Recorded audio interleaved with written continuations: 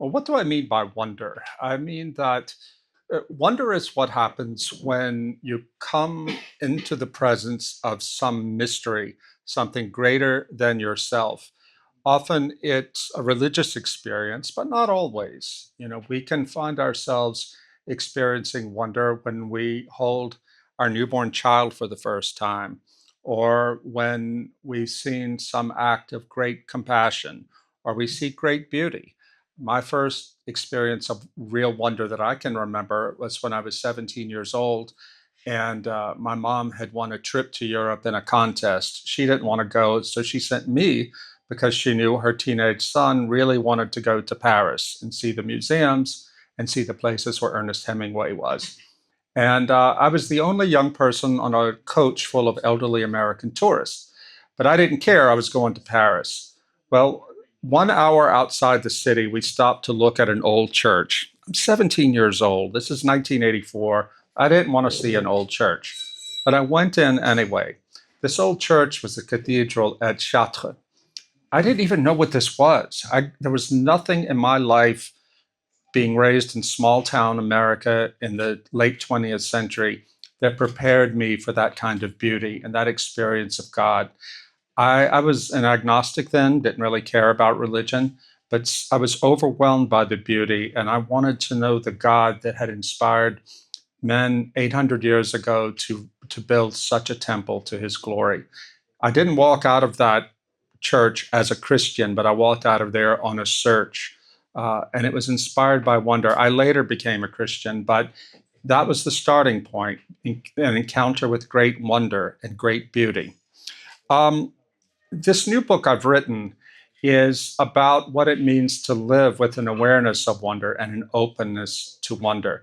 It is an explicitly Christian book, but wonder is not something that is limited only to Christians. It's a very human thing, a human experience that we have all had at some point in our lives. But a lot of times we think our lives are so busy that we lose the capacity to be surprised by life.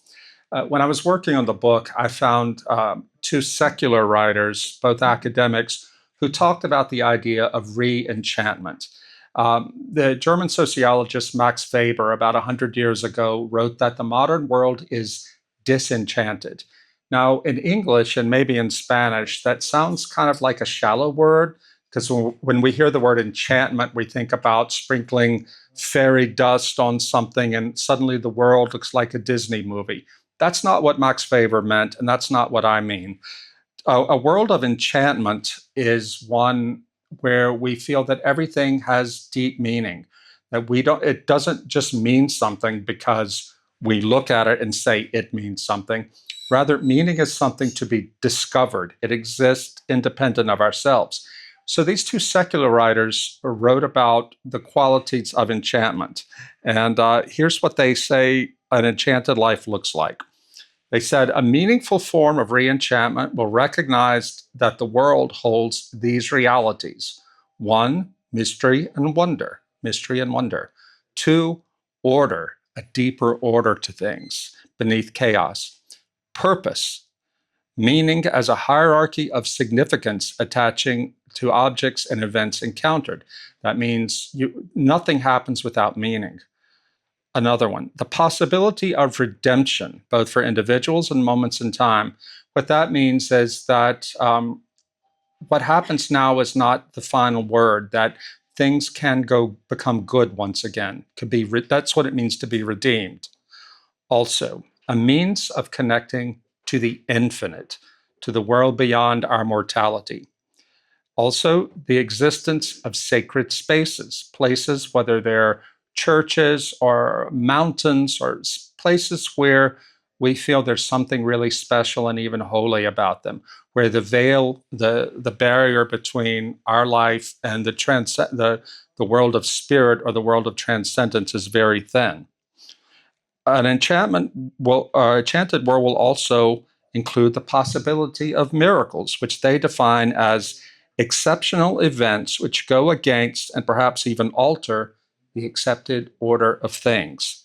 And finally, they say an enchanted world requires the possibility of epiphany, which are moments of being in which, for a brief instant, everything seems to be rightly ordered in the world, and the promise is held out of a mystical union with something larger than oneself.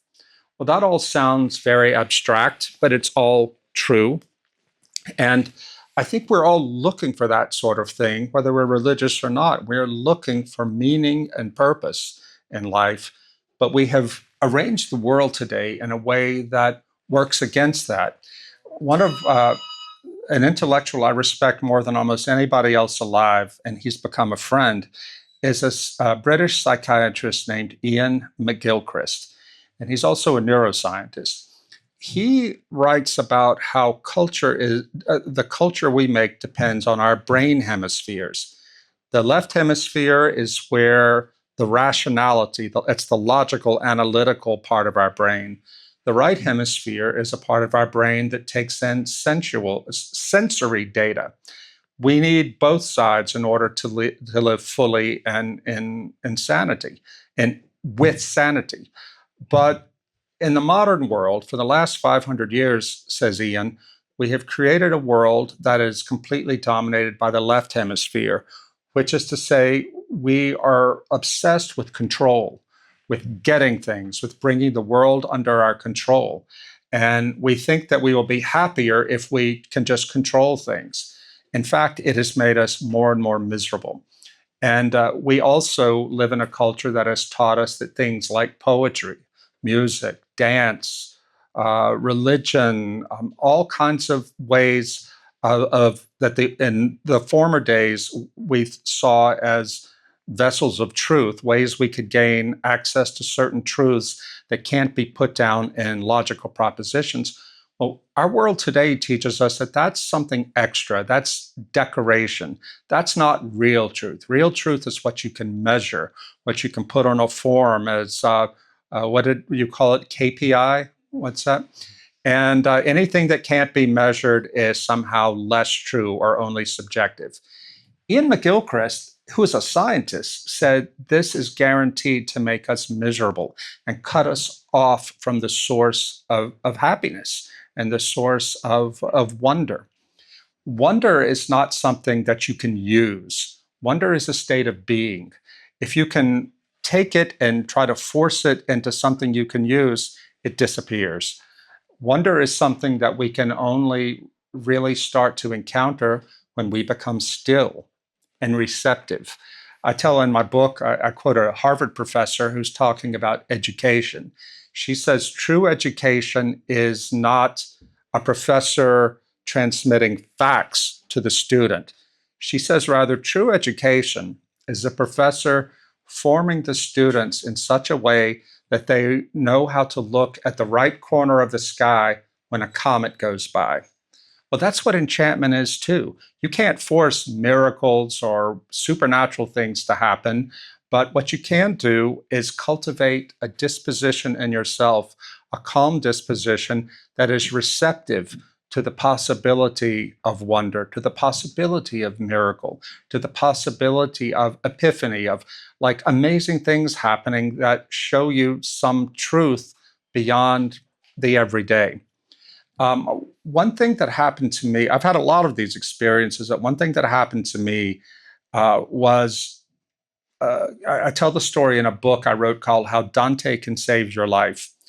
And it was about how the encounter with this great poem, the Commedia, the Divine Comedy, absolutely changed my life and healed me from a great sickness. Back when I was 45 years old, I was living a successful life as a journalist on the East Coast. I was married with kids. And my younger sister, back in our village in Louisiana on the Mississippi River, she died early of cancer. My wife and I decided that we should give it all up and move to this village to be closer to family and help them. And by then, I was successful enough as a writer that I could live anywhere. So we did this. We moved there. I got there and found out shortly thereafter that we would never have a happy life there because my family wouldn't accept us. It's a complicated story, but they thought we were city people and that they should reject us. I was so shocked by this because my family had been close, but I didn't know they really thought that about us. The shock of it made me quite sick. I developed mononucleosis. I had it for 4 years. It's very rare for someone my age to have it, but I had it. And the doctor said it's because of the stress. They said you have to figure out how to conquer this stress or you might not live. Well, I was so sick that I didn't have the energy to do anything. One day I was in a bookstore in the city not long after my diagnosis, and there on the top of the shelf was the Commedia. And I said, man, I wish I had read Dante when I was in college. But I'm sure I can't understand it now. It's such a legendary poem. It's like climbing a mountain. But for whatever reason, I pulled it off the shelf, opened it to the first lines, which in English are, in the middle of the journey of our life, I came to myself. Became aware in a dark wood, for I had lost the straight path. And I thought, oh my God, he's talking about me. Here I was in the middle of my life. I thought I was making the circle back home to my home village and everything was going to be great. And suddenly everything was wrong. I ended up buying the book and I read the entire Commedia, but I didn't read it as a literary exercise. I thought maybe God is sending me a sign because there's no reason I would have pulled it off the shelf normally. And I read it very slowly and I prayed as I read it. I got lots of books about it so I could understand exactly what Dante was saying. And what I discovered was this work of art this poem written by a Tuscan in the 14th century was really about me and my life and about the human journey. I don't know how many people here have read the Commedia. I won't talk about it very long, but it's in three parts, the Inferno, the Purgatorio, and the Paradiso. And it's an imaginary journey that Dante, the pilgrim Dante, a character named Dante, takes to the afterlife on the weekend of Pasqua. And in the Inferno, he learns about the reality of human sin. In Purgatorio, he learns how to conquer the tendency to sin. And in Paradiso, he learns about what it means to be a saint, and he's united with God. Well, as I was reading the Inferno, and it's a great story, by the way, I was so caught up in the drama and the vivid imagery. And I saw myself in some of these sinners in the book, in the poem.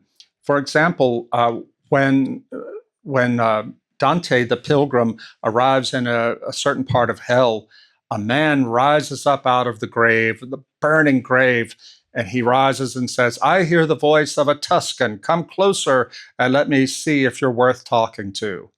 And this man is called Farinata. And he was a real figure from Tuscany, a generation older than Dante. And he had been a very proud man in life, proud of everything he had. So Dante walks over and they start arguing politics. And I'm reading that thinking, Dante, walk on. He's in hell. He can't change his mind, but you'll be stuck here if you argue with him. And then it hit me. This is me and my dad. So much of my own sickness had to do with my frustration with my father. And I realized somehow that one reason I was so stressed is because, he was never going to change his mind. He was right about everything. But I had the freedom to cut myself off from that and not let myself be affected by it. And things began to change within me. And then later in Dante's journey through hell, he gets to the Grove of the Suicides.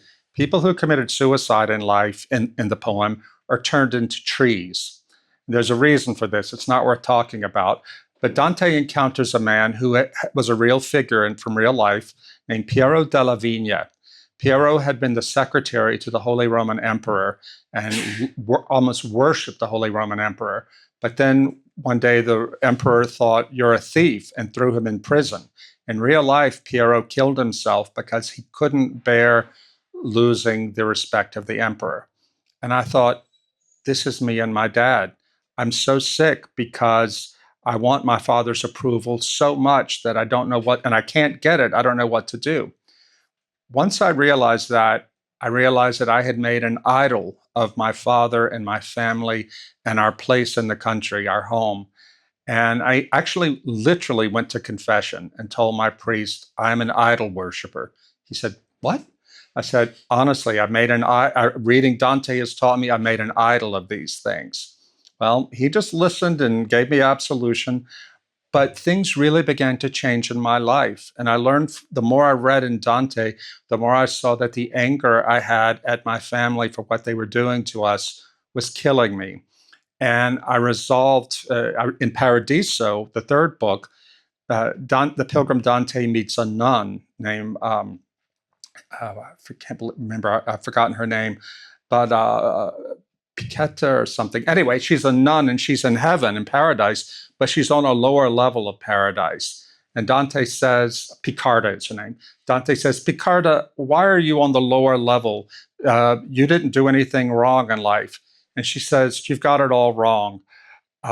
It's great just to be in heaven in God's company. And she says, in his will, in God's will is our peace.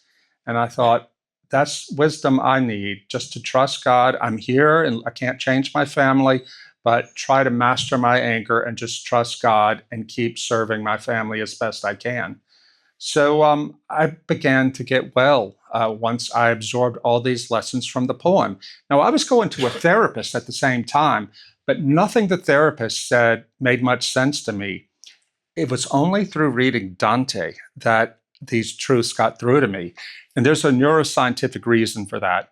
Neuroscientists did an experiment where they put measurements on people's heads, electrodes, and they tested their brains when the scientists handed the people a list of propositions, facts, and they measured how their brain responded.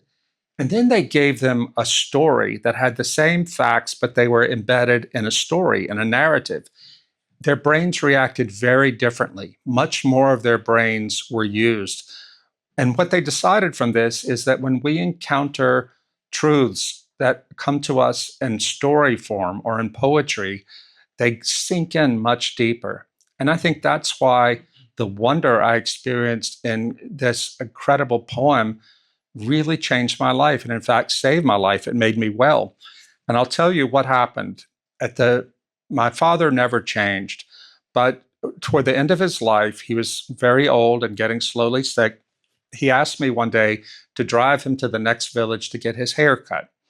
And on the way back, he said, I think I'm going to die soon. And this was pretty clear that he was. And he said, I said, Daddy, is there something I can do for you? Is there someone you want me to find from your past life that you need to forgive or ask forgiveness from them? He said, forgiveness? I've never done anything wrong in my life. I thought he was kidding. But I realized this is a proud old patriarch of the country, and he's so proud of himself. And he was being very serious. I said, Dad, you're 81 years old. He wasn't very religious, but I said, the Bible says everyone has sinned. And you weren't very kind to me and Mom at some point in our lives. He said, well, son, I had to do it that way because blah, blah, blah. I realized, hang on, the old man is dying. Don't make an issue of it. Just live in peace. So we got home and I helped him get into the house and get settled in his chair. In those days, I was taking care of all of his medicines. He was on like 16 different pills and he couldn't keep them straight. So I would sort them out for him. I said, I'll be over in the morning to sort your pills, but I can't stay because I have a busy day. So I got there the next morning to his house. We lived in the country. He was sitting on his front porch, reading the newspaper, drinking coffee. I kissed him on the cheek. I went inside, did his pills, and I came out to leave. And I leaned over to kiss him goodbye, and he grabbed my arm. And I looked down at him, and he had tears in his eyes. And he said, I don't know what I would do without you. I'm like, this is weird. And then he started to stammer. He said, I had a long talk with God last night, and I told him about the things I did to you, and I told him I was sorry, and I think he forgave me. And I looked down at this old man, this proud old man who couldn't even say to me, son, I'm sorry. But he had tears in his eyes. And I knew it's never going to get better than this. I said, he did forgive you. He heard you. And I kissed him, and that was that. As I was driving home, I thought, I would never have chosen to come back to this village if I knew what was waiting for me there, all the pain of rejection. But thank God that I did, because I heard the words that I had waited all my adult life to hear, which is, I'm sorry. I'm sorry. Well, that summer, my dad went into home hospice care. That's a service where you can die at home and they bring a hospital bed there. They send a nurse every day to check on you. And when he went into home hospice care, we knew he only had a few days left. So I moved into his bedroom to take care of him. My mom was just exhausted. So I said, I've got it. I slept in his bed while he was in the hospital bed. And I didn't do anything special. We didn't have any special conversations. I just read to him. I read the Bible to him. I rubbed lotion into his feet. I called friends to come tell him goodbye. And the day came when he was dying, and we knew that it was close. So we called all the family. All of his family was standing around his bed. My mom was holding one of his hands. I was holding the other. And he took his last breath and died. And it was a very powerful moment. I had told my wife when we got married, I said, look, the day my dad dies, I'm going to break into a million pieces, and you are going to have to clean them up.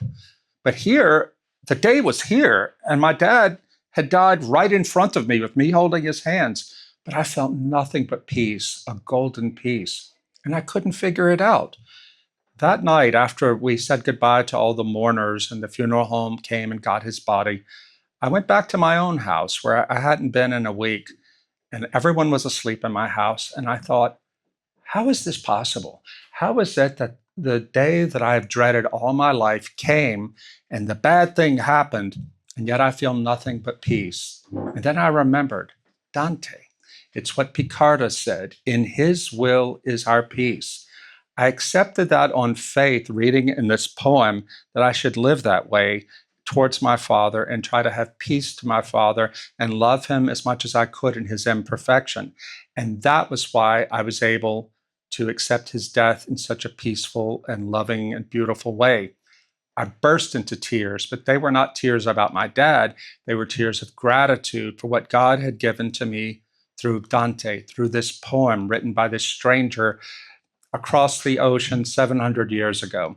Now, I tell that story, and it has a Christian angle to it because I'm a Christian, but this is what wonder can do for us. This is what beauty can do for us. This is what poetry and literature and painting and music can do for us. It can break through the hard shells that we put around ourselves to keep ourselves from feeling anything and touch us deeply in the heart and change us. And I know you're all MBA students and you're studying how to run companies and be good executives. And that's a worthwhile thing. That is your vocation. God bless you for it.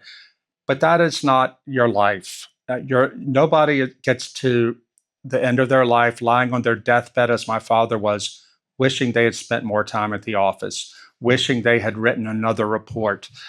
Do your work in the office, do it well, do it honestly with integrity, but make sure that you make time in your life for stillness, for quiet, for contemplation, for beauty and wonder.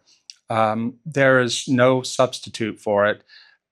This is something I struggle with even today. I'm online all the time because I'm a journalist. I'm writing all the time. And it's so hard to tear myself away from social media. It's not like I waste time. I'm really looking for more information to write about, but it's still a screen. I might as well be watching something stupid. I need to learn how to close the laptop, put the phone away, and sit there quietly listening to music, focusing on a book or praying. The last point I'll make, and then we can have some questions and discussion. One thing that neuroscience teaches us is that what we pay attention to becomes our reality. It's not to say that we make reality. Reality is reality, but rather I'm making a psychological statement that the things that we choose to attend to and the way we choose to attend to them create reality for ourselves. And this is why I call the internet the great disenchantment machine. It reaches in and grabs our attention and molds it and drags it along. If we let ourselves become addicted to the dopamine rush that we get from the internet, we can't focus. And we know this is true. If you talk to teachers, and maybe even if you know yourself well enough, you know that you don't have the focus that you used to, maybe. Teachers tell me that their students, even at university, can't read more than 100 pages. They have no focus. Well, if you don't have focus, you don't have control of your attention. If you don't have control of your attention, it's so much harder to be open to the possibility of wonder, to the possibility of beauty reaching you and calling you out of yourself and teaching you that there is more meaning in life than you can read about in a book or see on TV. So when I tell you to work hard on disciplining yourself to gain more attention, to gain the capacity to focus your attention, and that is the key to enchantment, I'm also talking to myself. It's a daily struggle, especially in a world where there are a million things competing for our attention. But if we want to be happy, we won't avoid suffering. We won't try to numb ourselves to the messy reality of the world, but rather we will learn how to be calm and peaceful, practice meditation or contemplative prayer to create that quiet spot within ourselves. I remember when I was reading Dante at the same time, my priest, I'm Eastern Orthodox Christian, my priest said, I want you to pray 500 Jesus prayers every day. This is an well-known Orthodox devotion where you sit quietly and push every thought out of your mind, which is so hard to do, and you just breathe in and pray silently, Lord Jesus Christ, have mercy on me. Well, to do that 500 times takes an hour. Even as sick as I was, it would have been easier to walk 10 kilometers into town than to do that. But I did it because the priest told me to, and I was so sick I didn't know what else to do. Slowly over time, I began to grow calmer on the inside because of practicing this prayer, because of just turning off the internet and any outside distraction and just sitting there with a calm mind in the presence of God, breathing slowly and saying the prayer. After I was healed, I was telling the priest that Dante helped me so much, but also this prayer. I said, how did you know that's what I needed? He said, oh, it was simple. You needed to get out of your head. I was a prisoner of my own anxiety, of my own thoughts. And the priest knew that I just needed to learn how to sit there and be still. And I believe that created a quiet space within my heart that allowed the healing to begin. It all begins in silence and awareness and contemplation and openness to the possibility of mystery, the possibility that we might find a book of poetry on a shelf in a bookstore one day, or we might walk past somebody in the street and meet them, or some amazing thing might happen that changes our life. It's a pretty exciting way to live, to be honest. So with that, I will open up to your questions. Great, no questions. So I'll. Yes. You're a great storyteller. Oh, thank you. Someone has a question. If not, I break the ice. I have a question. I knew you would. I wanted to ask you, because you have done the movement from a city to the countryside. I always think like I'm a very activist person, and sometimes I think I will need to move to a village to be calm and quiet and be contemplative. Is we need that? Is it possible to live in a city and live with this capacity of wonder, of walking slowly? Because sometimes it's like you see the city, how it goes, and you go with the flow. Yeah. Well, I can tell you it is possible. And living in Budapest, I took up last year the habit of walking 11 kilometers every day up one side of the Danube River and down the other.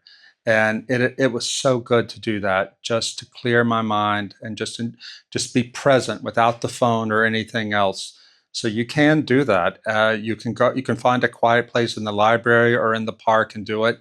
But it's also the case that in the countryside, You can fill your mind with just as much junk as you can in the city, because wherever you go, there is the internet. A friend of mine who was a judge back in the US told me recently that he said, "You would be shocked at the number of people who come into my court who are guilty of child sexual abuse and child pornography." And his area covers a rural countryside. There are no big cities in his area. I said, "Why is that? You think the country would be safe from that?" He said, "I think it's because people are so bored that the internet is there and they start going down dark holes in the internet. And before you know, they're trapped in a compulsion they can't get rid of." So it is possible to live in the countryside but not be truly open to everything. It's more of a matter of personal disposition. It's maybe a little more difficult in the city where there's so much stimulation, but it's still possible. It's like we are afraid of being bored, maybe. Yes, afraid of being bored. That's totally it. I think Pascal said that so many of the world's problems come because of man's inability to sit quietly in his room for 15 minutes. That's it. We're afraid of boredom. We're afraid to be alone with our own thoughts. And so we seek out constant stimulation. And I'll tell you how degraded and how bad this is happening, how it's becoming. Last week, the New York Times had on their website, you can go see this yourself, a video interview for, I think, 30 minutes, or a discussion rather, between a woman, age 66, divorced twice, now single, her son, who is in his 30s, very worried about his mom, and Max, his mom's AI lover, who was there on the iPhone. And it was insane. But these are our times. The son said, "Mom, I'm worried that you're disconnecting from reality." And she said, "Why would you say that? I've tried men. Men are horrible." She said, "Max gives me everything I want. He gives me affirmation, blah, blah, blah. But Max is a machine." She knows he's a machine. But she said, "If he makes me happy and I'm not hurting you, why do you care?" Now, think about this. You might say, "Oh, that's just a crazy old lady." But this is happening more and more in the US and maybe here too. I don't know. Where lonely people, and not just old people, lonely people find it easier to talk to AI because AI mimics, it's very good at communicating or seeming to communicate. But this lady preferred something she knew was false, she knew was fake, but she could control it. She preferred that to the messiness of reality. It's insane. But this is where I think the world is going because people are afraid to be bored and they're afraid to face anxiety. I remember a teacher friend of mine teaches high school in America. She said when she first started teaching 20 years ago, maybe once or twice every school term, a teenager would freak out and have an emotional meltdown. She said now it's happening once or twice each week. And we're the richest society in the world. We've never had it materially better, but we're also miserable and have such high levels of mental illness. And I think it's because we're so used to being stimulated all the time that we see quiet and reflection and boredom as something deeply wrong and something to be avoided.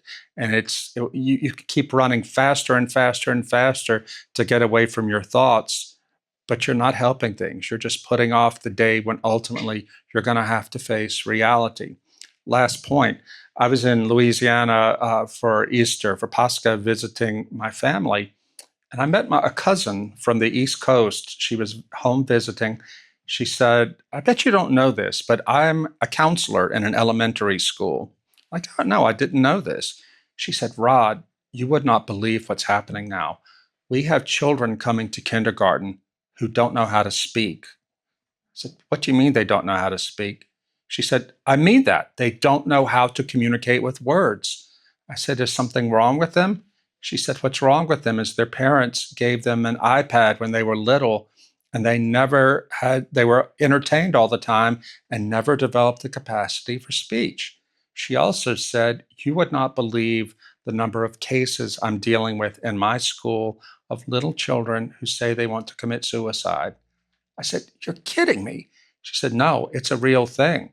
And she said, "I blame the iPad and electronic media, and rather their parents for giving it to the kids." This is so common in America. I hope it's different here, but parents just accept technology and don't even think about it. It keeps the kid busy, it keeps the kid quiet. Why not?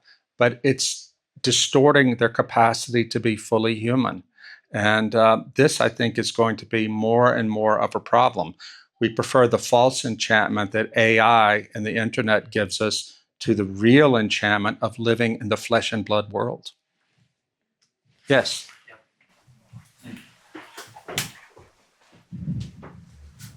Pablo, thanks for your time and your explanations. I really enjoyed them. I would like to ask you if you have any kind of recommendation on how and when it's better to find these moments to reflect, to pause and to any practical recommendation on how and when we can find these moments to just think and pause. Is it better to do it in the morning or maybe before going to bed or? Yeah, I think that I try to do it both in the morning and at bed. Not long, not more than 10 minutes, but I pray.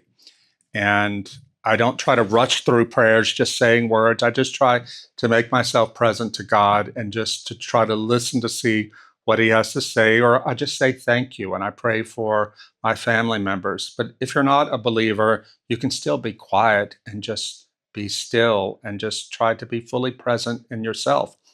I've learned a lot from my Orthodox Jewish friends who follow the Sabbath, and they are very serious on the Sabbath. You don't do anything. You can't call them on the phone. They don't have the TV, computer, nothing. And they do it for religious reasons, but it's actually a blessing in another way because it forces them to disconnect from the world.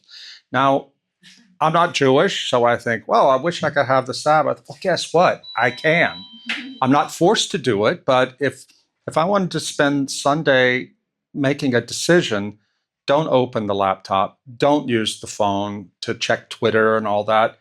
Just read, go for a walk, talk to people, go have a glass of wine with your friends.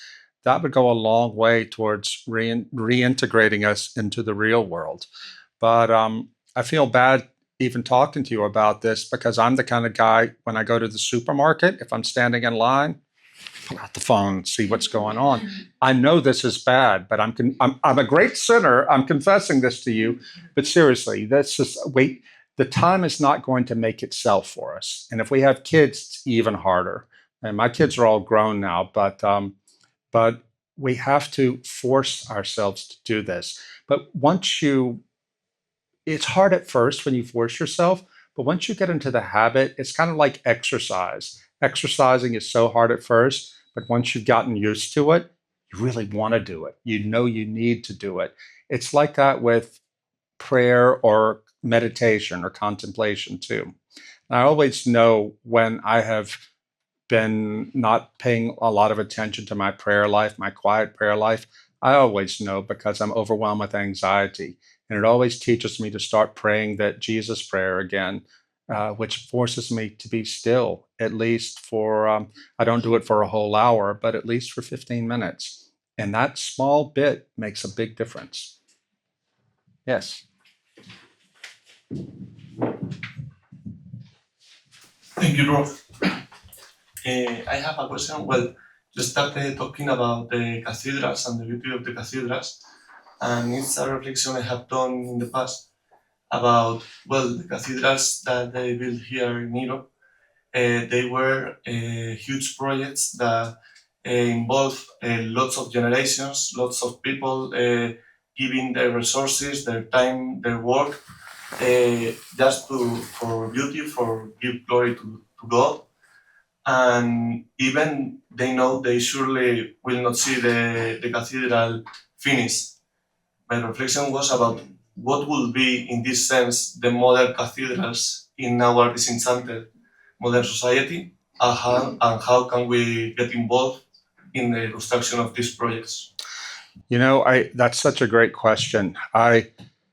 You make me think of a conversation I had once with an architect friend back in America. Um, we were talking about beauty and architectural beauty, and he said, I really hate my job. He's a commercial architect building businesses. I said, why?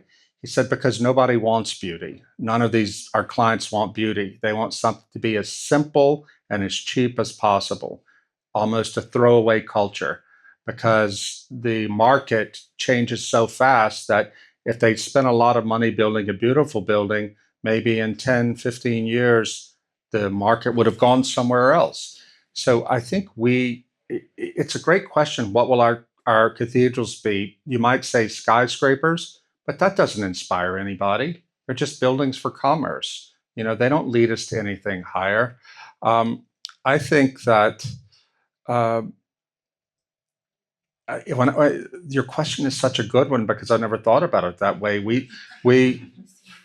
Are we the kind of people who can build cathedrals today?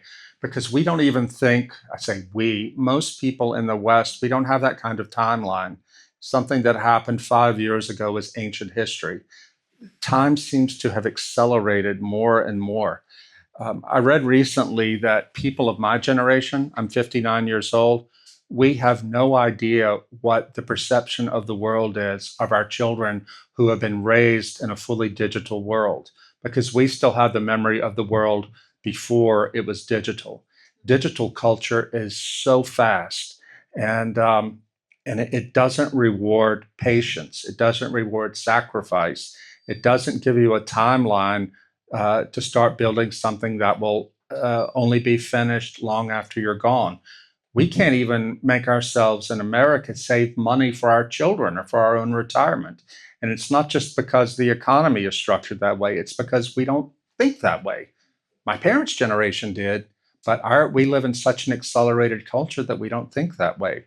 And I think it probably says something about the kind of people we are, that even though we are so much wealthier than they were in medieval Europe, and we have so many more scientific and technological capabilities, we don't have the imagination and the spirituality to build something like Notre Dame de Paris or Chartres or any of the other great cathedrals of Europe.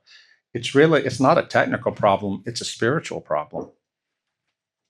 Sorry, and to what extent do you think that the need of wonder is necessary for this to change? What is the sense of wonder necessary to build? To develop, to get back the meaning, the purpose of the wonder, to feel wonder, as you said at the beginning of your speech. I think it's absolutely necessary, because only in wonder, if we allow ourselves to develop the capacity for wonder, the capability to receive wonder, only then can we be truly creative. The thing about wonder is it's not utilitarian. It's not something you can use. You can use it as a springboard for creativity, but it's not like you can say, okay, I'm going to wonder here for 10 minutes and then it doesn't work that way. There's a guy, a famous Catholic philosopher of the 20th century, Joseph Pieper, and he wrote a thin little book called Leisure, the Basis of Culture. And what he meant by that is that we build culture in contemplation. Yes, of course, we're all active in the world. That's what it means to be human. But if all we are is active and we're never contemplative, we never know how to sit down and be still and be with our friends and think and read, then we will never build culture. So to leisure, in the sense that Joseph Pieper means it, also, I think, implies developing a capacity for wonder. And this is something that we actually have to kind of work on.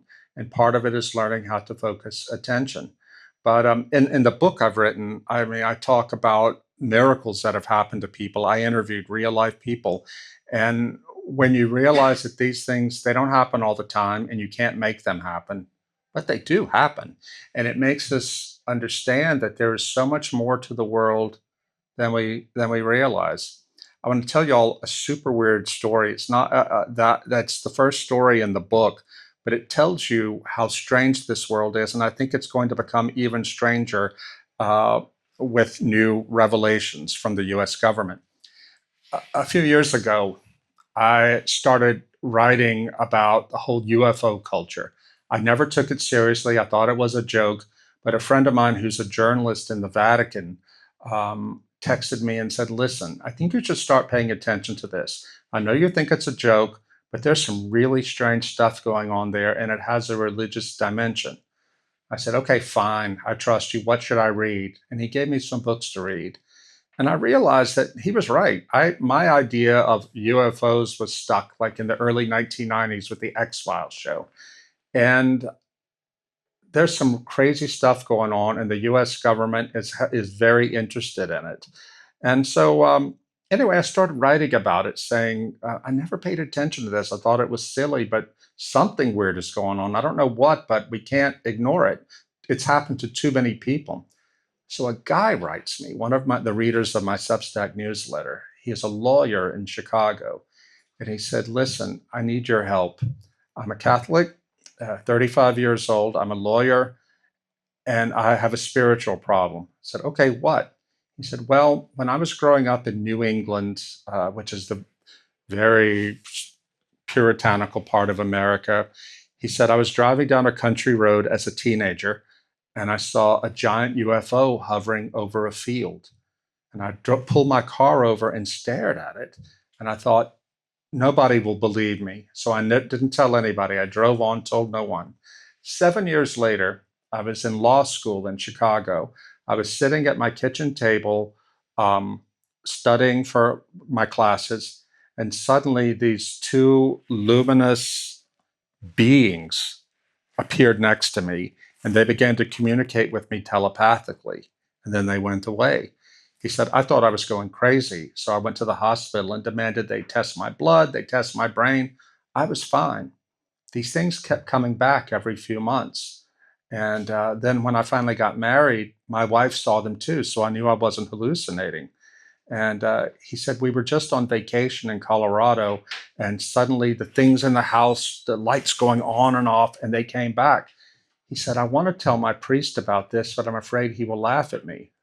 And I said, his name was Nino. I said, "Nino, you're a Catholic. Did you ever pray when these things showed up?" He said, "Yeah." I said, "What happened?" "Well, they went away." I said, "Did you maybe think this was something demonic, not creatures from outer space, but something demonic?" He said, "I never really thought of it that way." I said, "Listen, I know a lot of exorcists, and they have dealt with this.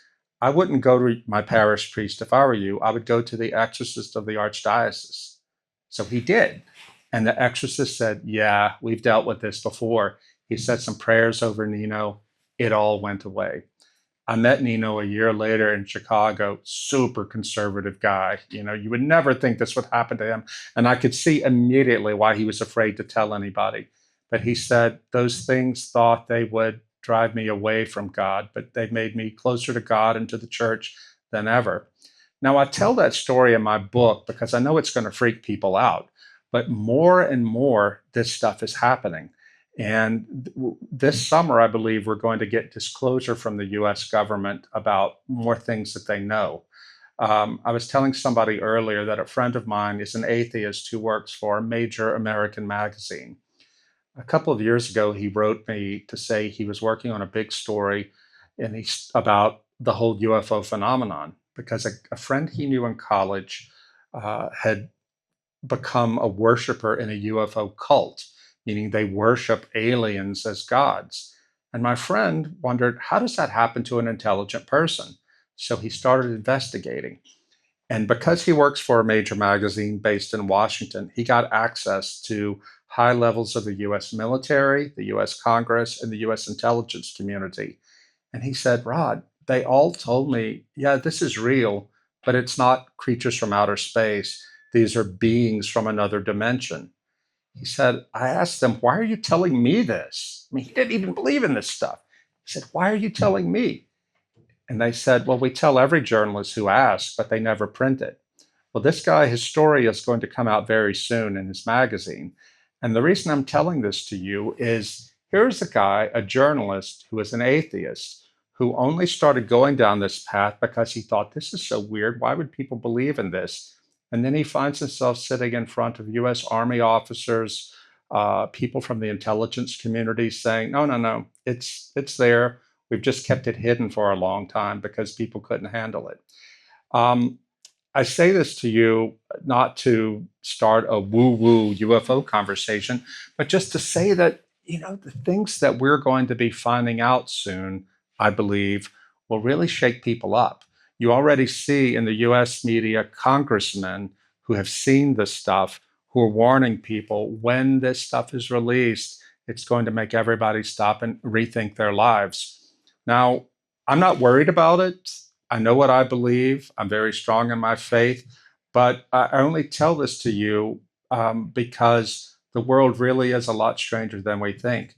And I think a lot of people are afraid to look at wonder, whether it's religious wonder or some other form of wonder, because experiencing true wonder requires a loss of control.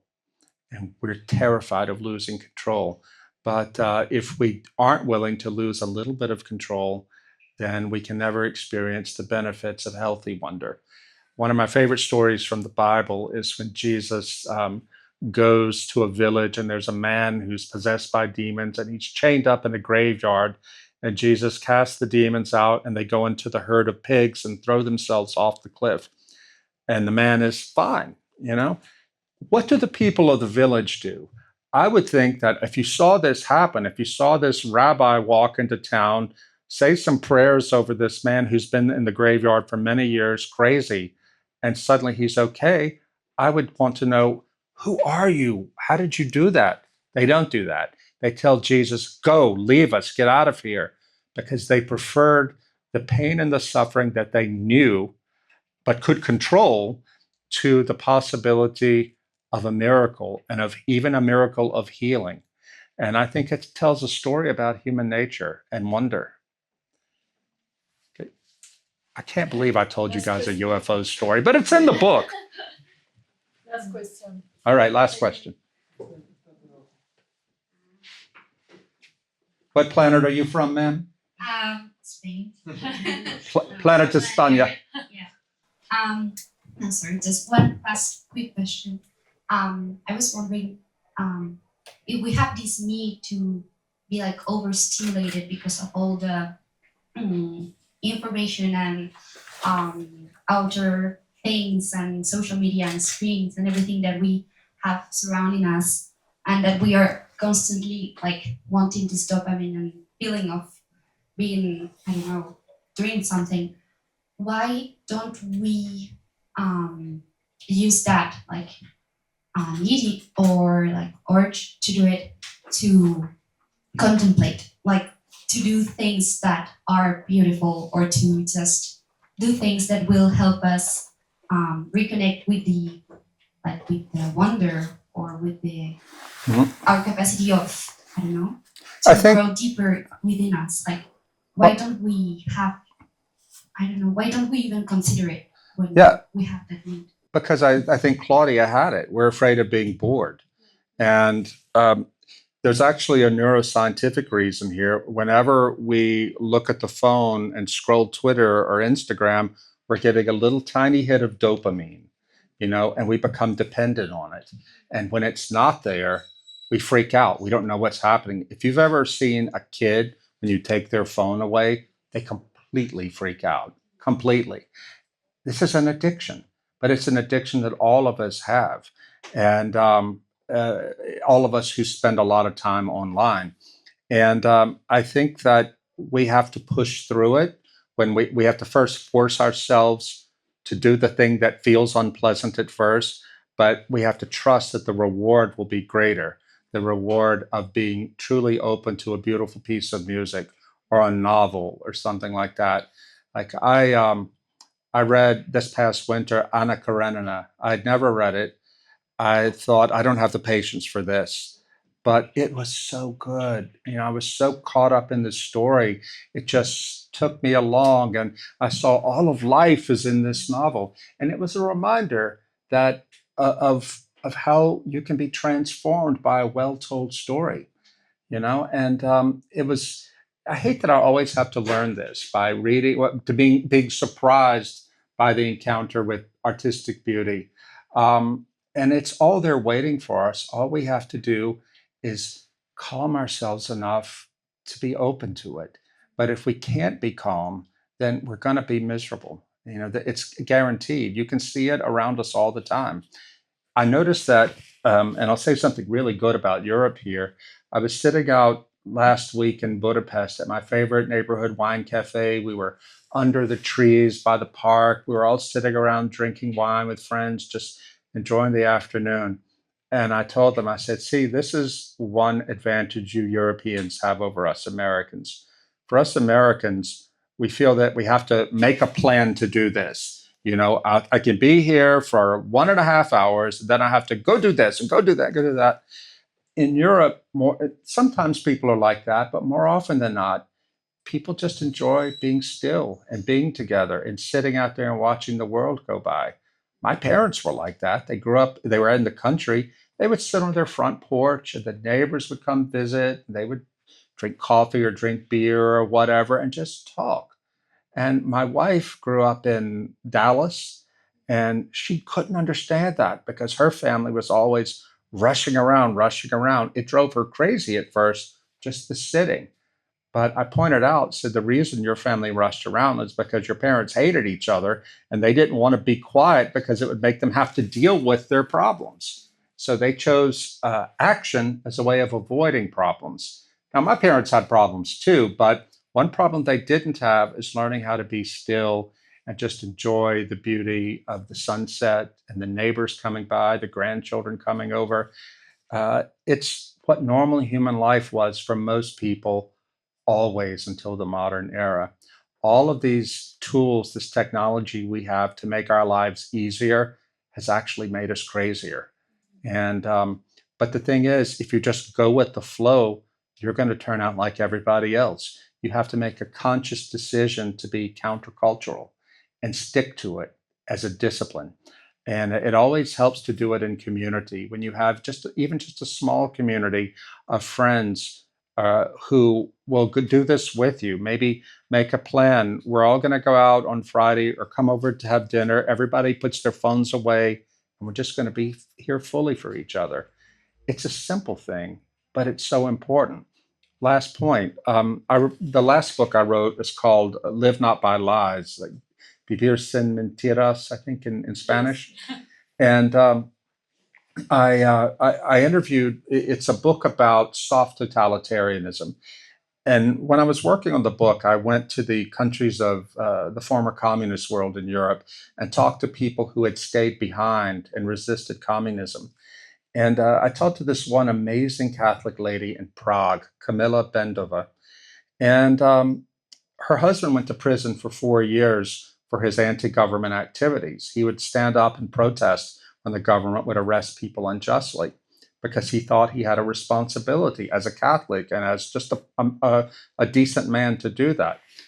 But he came up with a way of doing politics that he could do under totalitarianism because he realized that politics is not just what happens in the parliament or in the city hall. Politics is the way that we all live together, in its broadest sense. And he realized that the communist government kept people afraid by keeping them separated. You had to be afraid of your neighbor, and that actually gave the totalitarian government more power. So what he would do, her husband Václav, who died in 1999, Václav would have picnics in the neighborhood park, just invite everybody so they could know each other face to face and know they didn't have to be afraid of each other. Well, here we are now living in total freedom. Nobody's saying we can't do this, but it's weird how we just don't. We always find some other reason not to get together, to stay home and scroll Instagram or watch Netflix or something. Nobody's forcing this on us, but we are strangers to our own neighbors. I'm guilty of it too. Every single day, I sit in my apartment. I work from home in Budapest, and I'm communicating with friends all over Europe and all over the world. But I don't even know my neighbors. I'm just getting to know one of my neighbors, and I'm about to move. But nobody forced me or any of us who live in that building not to know each other.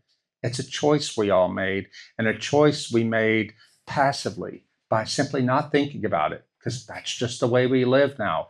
Isolated lives, connecting to the world through our media. And it becomes not so hard for me to understand why that crazy old lady I mentioned who has Max, the AI lover, it's just one step removed from what I do. I'm never going to get an AI lover. I think that's insane. At the same time, if I'm sitting in my apartment just emailing with people instead of going to see my friends face to face at the wine bar, I'm living a less than human life, and I'm isolating myself in a way that really hurts me in the end and hurts the community. Thank you all so much for coming tonight and listening to my talk. And I promise you, the stories in my book are not all about UFOs, but everybody loves UFO stories these days. So this is the book, Living in Wonder. You can sign it. No? I'm happy to sign it if you buy a copy. Yeah, it's a book.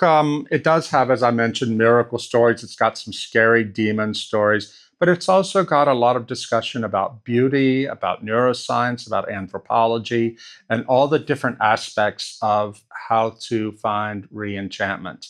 And I hope you'll like it. Thank you.